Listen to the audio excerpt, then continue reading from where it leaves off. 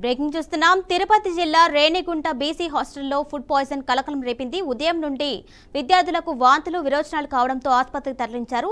దాదాపు 20 మంది విద్యార్థులు అస్వస్థతకు గురైనట్టు తెలుస్తుంది.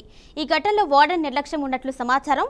ఈ ఘటనపై కేసు నమోదు చేసుకున్న పోలీసులు ఫుడ్ పాయిజన్ అయిందా లేదా త్రాగునీరు కలుషితం అయిందా అనే కోణంలో దర్యాప్తు చేస్తున్నారు.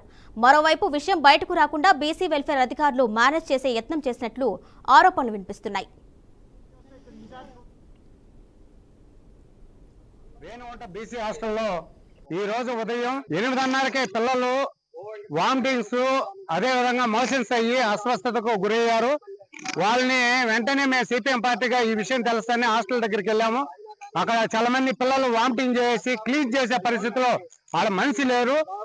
మేమే అక్కడ మట్టి పోసి అంతా కూడా చెత్త అదంతా క్లీన్ చేసి బయటేసి నీళ్లు పోసి వాష్ చేయడం జరిగింది.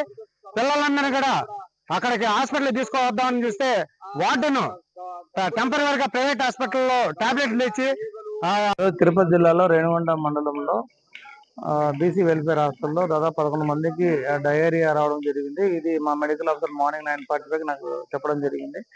తెలిసిన వెంటనే ఇమ్మీడియట్ గా 108 వెహికల్ ని ఇక్కడ అరేంజ్ చేసి మెడికల్ క్యాంప్ పెట్టాము. అదేవిధంగా 11 మంది పిల్లల్ని కూడా రూయాస్ పీడియాట్రిక్ డిపార్ట్మెంట్ కి తరలించడం జరిగింది. అదే అక్కడ మిగతా 42 మంది పిల్లల్ని కూడా ఎగ్జామిన్ చేశాము. అందరూ కూడా స్టేబుల్ గా ఉన్నారు. ఇక్కడ వాటర్ శాంపుల్స్, ఫుడ్ శాంపుల్స్ మా ఎపిడమాలజిస్ట్ కలెక్ట్ చేశారు. అదేవిధంగా SCRWS DPO గారిని కూడా పిలవడం జరిగింది. ఫుడ్ ఇన్స్పెక్టర్ గారు కూడా పిలవడం జరిగింది. దీనిపై మరింత సమాచారం మా రీజనల్ కోఆర్డినేటర్ గోపీనాథ్ అందిస్తారు. గోపీనాథ్ చెప్పండి, తిరుపతి రేణిగుంట బీసీ హాస్టల్లో ఫుడ్ పాయిజన్ జరిగినట్టు తెలిసింది, ఇన్ఫర్మేషన్ ఇవ్వండి. కిరణ్మయ్యి, తిరుపతి సమీపంలోని రేణిగుంట బీసీ హాస్టల్లో ఈ ఫుడ్ పాయిజన్ అనేది చోటు చేసుకోవడం జరిగింది. అది ఎందుకు జరిగింది ఏంటనే దానిపైన పూర్తి స్థాయిలో డిఎంహెచ్ఓ అధికారులు ఘటనా స్థలానికి వెళ్లి విచారణ జరుపుతున్నారు. ఎందుకంటే ఇవాళ ఉదయం తెల్లవారుజామున నుంచి కూడా పిల్లలకి అందరికీ కూడా ఒక్కసారిగా విరోచనాలు, వాంతులు రావడంతో సంబంధించినటువంటి ఆసుపత్రికి కూడా వాళ్ళని తరలించడం జరిగింది. అయితే అక్కడ వైద్య సేవలు అందించిన తర్వాత వాళ్ళ కొంతమంది పరిస్థితి విషమంగా ఉండడంతో వాళ్ళందరినీ కూడా తిరుపతి రుయా ఆసుపత్రికి తరలించడం జరిగింది.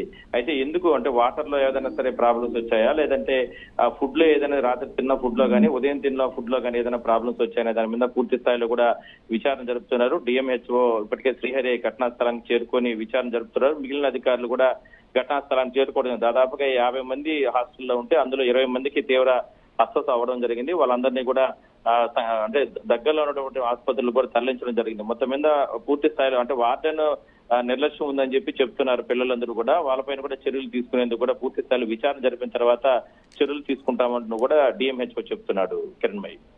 Right Gopinath, thank you.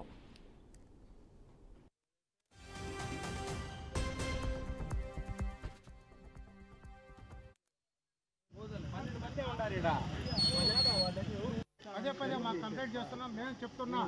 అక్కడ వాటిని పట్టించుకోవడం లేదు. అతను తిరుపతిలో డ్యూటీ చేస్తే ఇక్కడ ఇన్ఛార్జ్